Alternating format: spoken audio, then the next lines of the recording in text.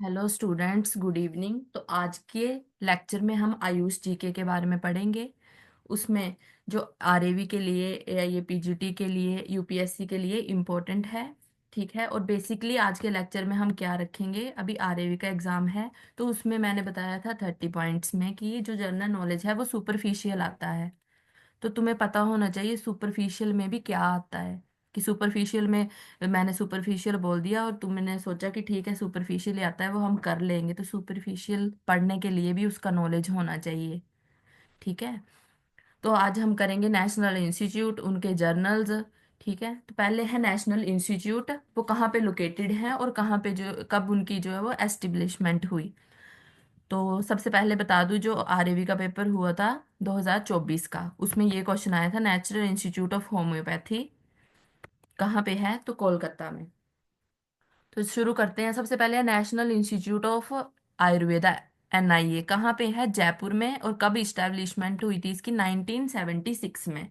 अब 1976, नेत्र रोग कितने होते हैं हमारे, 76। और एनआईए ऐसा इंस्टीट्यूट है जहाँ पे सभी की नजर होती है कि हम यहाँ पे जाएं, सभी के नेत्र होते हैं कि हम यहाँ पे एडमिशन ले पाए। ठीक है। तो नेत्र रोग भी 76 और एनआईए पे भी नजर, तो वो कब एस्टेब्लिशमेंट हुई उसकी, 1976 में। Next is Morarji Desai national institute of yoga.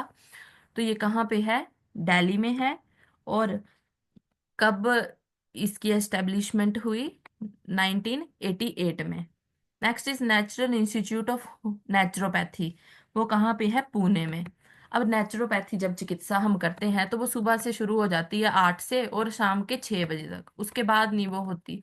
तो ऐसे याद रख लेना कि जो पुणे में नेचुरोपैथी वाले चिकित्सालय हैं वो 8 से 5 ही, 8 से 6 ही खुलते हैं। उसके बाद जो है वो नेचुरोपैथी की चिकित्सा वहां नहीं की जाती। ठीक है।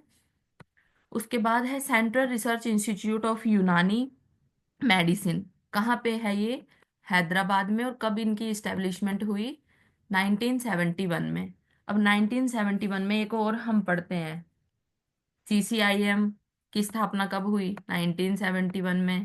एमटीपी एक्ट कब आया, 1971 में। तो ये चीजें भी साथ में लिख लेना। और साथ में क्या है, CRIUM, central research institute of यूनानी मेडिसिन।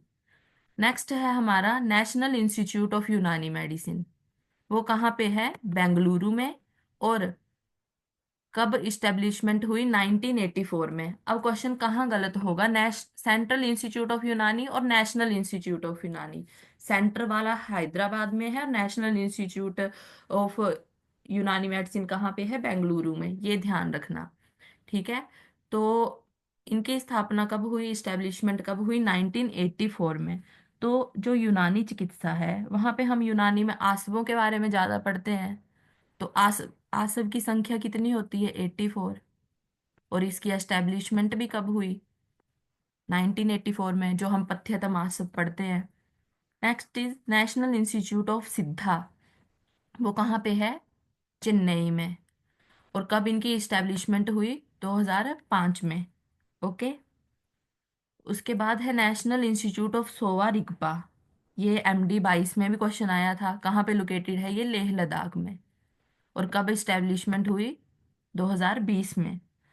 उसके बाद है नेशनल इंस्टीट्यूट ऑफ होम्योपैथी जो कि कोलकाता में है, और 1975 में इनकी क्या है, इस्टेब्लिशमेंट हुई। तो ये क्वेश्चन MD में आ चुका है, ये क्वेश्चन RAB में आया था, ये 22 में आया है, ये 24 में आया है। तो इस हिसाब से ये टेबल पूरे का पूरा क्या है, इम्पोर्टेंट। ओके। उसके बाद है हमारा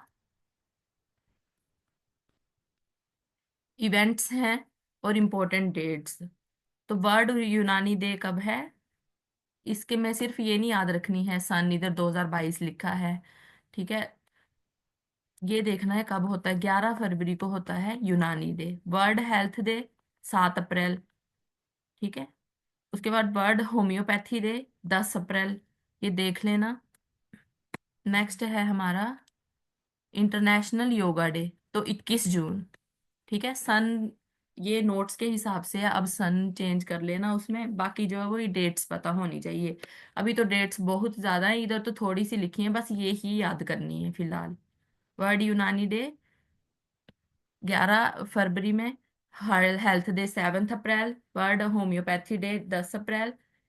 इंटरनेशनल योगा डे 21 जून। नेशनल सोवा रिगपा डे 11 सितंबर।